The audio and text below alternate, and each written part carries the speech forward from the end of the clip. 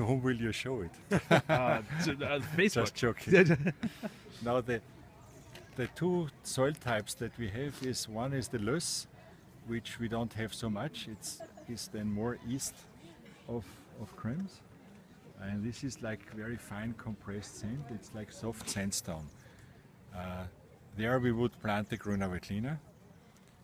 The Riesling not, because we feel the Riesling flavors that we like is the stone fruit character, white peach or apricot, is better coming out from in the primary rock soil. And the primary rock is a combination or a mixture of three soil types that we have: the granite, gray, very hard,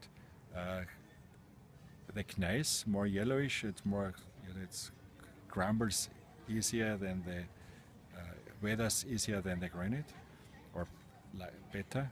And then the schist, which is the softest part. And the Kögel, the big difference between Kögel and Pfaffenberg, the Pfaffenberg has a dominance of gneiss and granite and hardly any schist.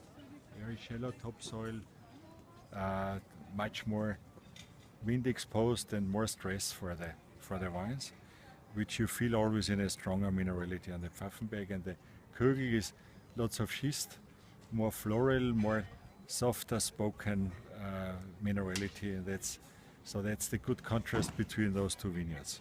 Thank you. Thank you. The river, and then you see like a rock wall there, a cliff, and then the terraces.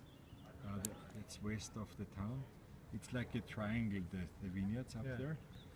This is the Pfaffenberg here on this map. Yeah. And then you have the Steiner Kreuzberg, which is now in the shade. You know, you see the shade behind the Orkan of Stein.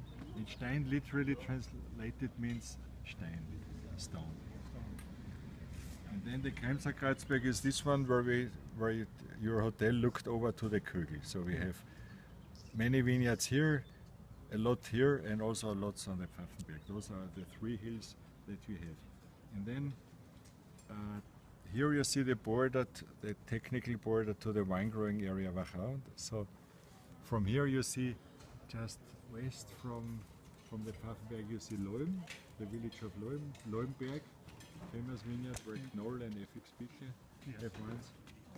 And the vineyards here in the flat is still wine growing area Wachau. So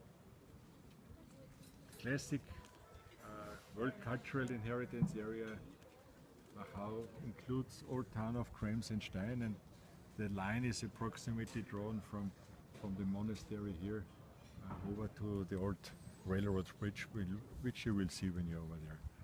So after lunch. That's the only separation between Wachau and Kremstal? It's the political district. You know, it's what the big change is then happening east of Krems. The distance of the vineyards to the river is becoming much larger.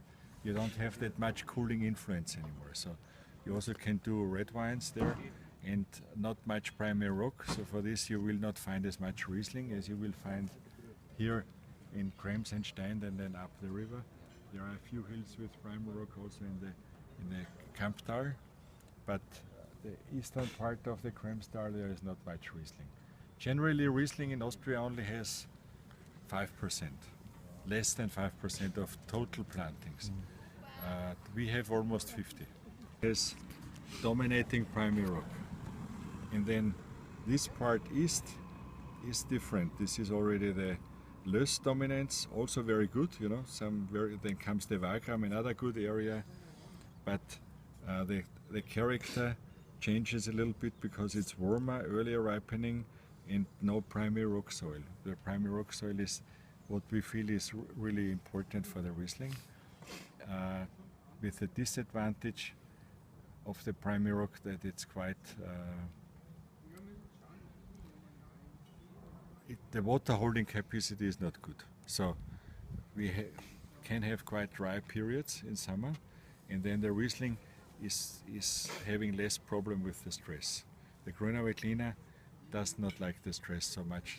The Riesling can dive through that quicker. Actually, I heard yesterday, I had here Stuart Piggott. You know Stuart Piggott? The writer? Sure. The writer. He was here yesterday, and he wrote a new book on Riesling worldwide. Yeah. And he said, I can't tell you now when this was, but in California there was more Riesling than Chardonnay some 60, 70 years ago. Yeah, not Funny anymore. enough. Not anymore. No, I know Yeah. it's very much Chardonnay.